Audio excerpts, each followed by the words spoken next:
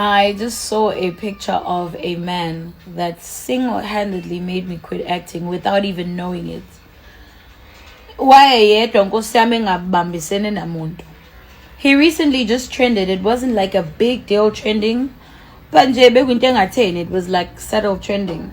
And ngithe mengisibona isithombe sakhe ngakhumbula ukuthi yindaba ngayeka into yoku-actor. Ayibo. And yazi bahle sibengibuza mhlawumbe mengikwama interview ukuthi awupheni waqala ngoku-actor kwenzakalani mhlawumbe ngithi mina khona kodwa izizathu mhlawumbe engihlezi ngisisho sengikhumbulile ukuthi akusilona iqiniso lelo. That's not why I quit acting. That man was the reason why I quit acting. So let me tell you what happened 9 years ago. I think it was 2017. Yeah, 2017.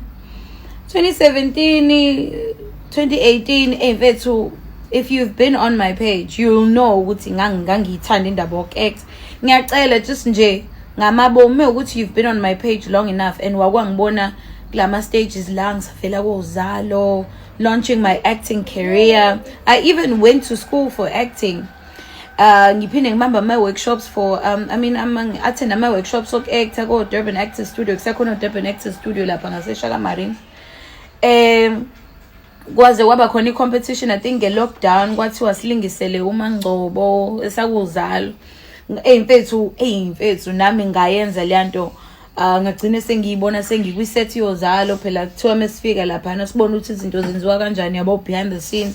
Ngathi Durban Jen, ngathi imbewu si-actor as ama-extra laphayana yabo.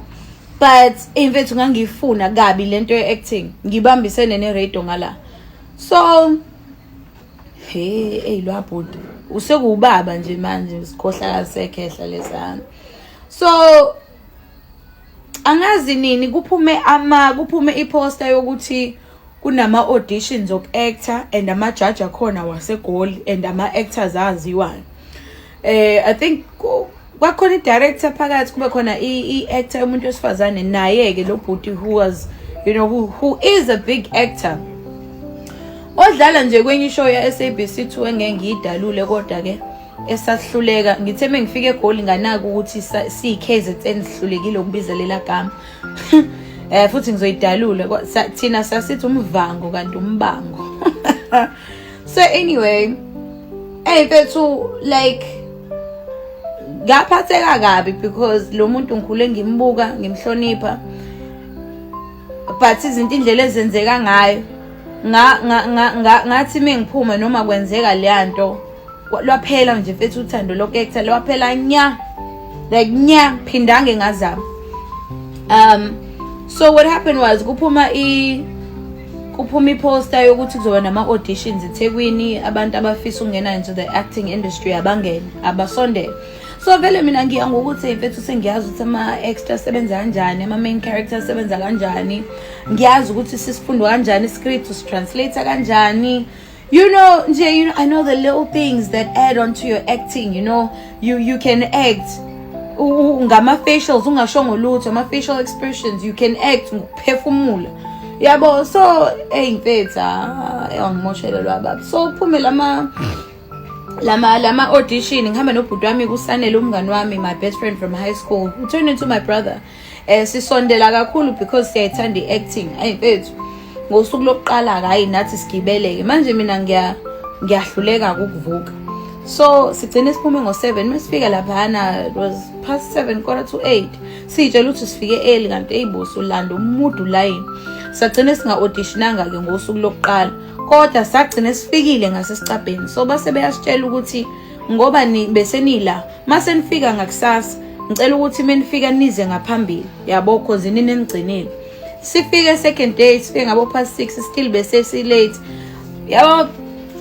Ngasaba mfethu ukusho ukuthi phela ade ngila izolo kuthiwa yabo mfethu ngasama ke kulayini kwathi ngabo 4 sagcine sesifikile ke phambili. So mase sifika sebeyasho ukuthi you guys have been here all day. Sathi yebo, but anishongo ngani ngoba ngabe nilokhu njanile ni audition ekuqala ekuseni. Sathi siyaxolisa besisaba.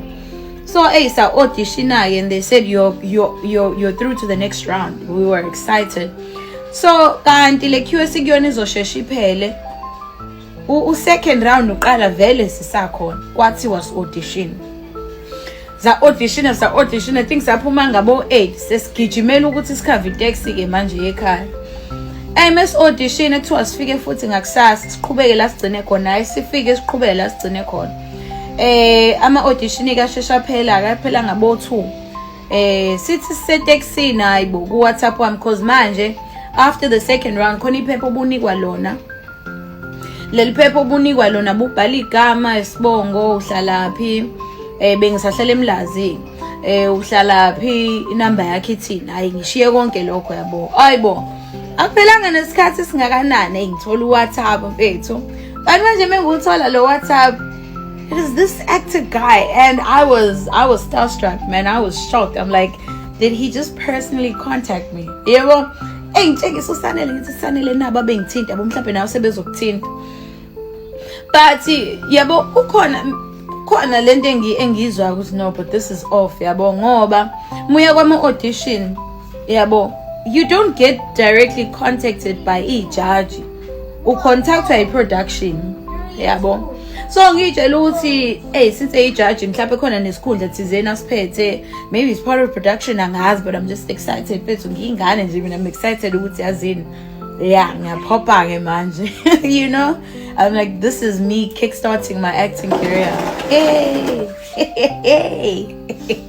so athi hey Penny I hope you well siyaphila nathi baba ninjani naye siyaphila athi don't call me ubaba nguntanga wenu mina hayibo ngibe nalokho uthi hayibo untanga wethu kanjani lo muntu ngikhule ngimbuka emdala ngaka yabo but you know ngiphume nje lapho because mina my focus is me securing that acting career you know this is my breakthrough so this is not the time for me to yabo ngiphendule snacks athi it was amazing seeing you know ngumuntu waseGoli but I've seen a lot of beautiful things here in KZN no I think babethi Natal I've seen a lot of beautiful things here go Natal you know ulwandle abantu base Natal the language the culture and you mina ngumuntu ke who can read the room mina ngeke ungidide ngingakutshela mengena endaweni uthi oh lo la kukanjani manje I can read the room even kwama text ke mina eqala kudala lena athi ngithi mina and you ibuza ukuthi manje lo bhuti ufuna ngiphendule kanjani ngithi mina ngitwiste lento ngithi mina hopefully you're going to see all that beauty on screen soon enough if this comes through or if this goes through yabo sengimbuyisela ekutheni I hope lo buhlo kubona la eNatal me ukuthi nami ngiyabaleka lapho I hope uzongibona nase screenini maduzana yabo phela nami ngiyamtshotha yabo phela make the right choice fethu izinto zami ikhaya athi uhlalaphi ngithi mina ngihlala eMlazi masethi number basibhukhele khona la ehotela elila so I think it was a Central Hotel I think kwakusekhona Hilton yeah athi bambhukhele Hilton I think it's noma Southern Sun between those two kodwa he was by the beach because wangishuthela isithombe ebuka ibeach ngithi mina that's very nice athi bangibhukhele la ngithi mina that's very nice sengishuthela ibeach yabo ase athi wathi lo baba kumina hopefully you'll make it to screen if you can make it to my room tonight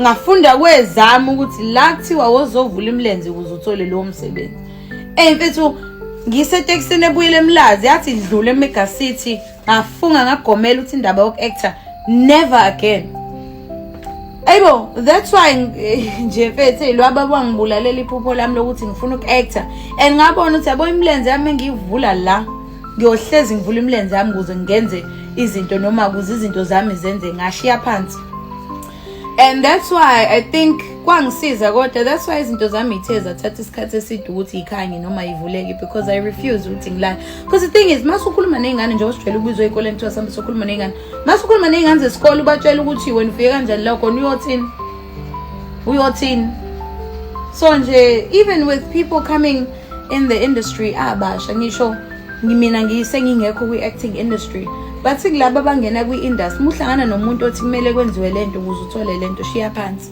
kuzozenzakalela uma kufanele kwenzeke kodwa lesasikhohlakala sekhehla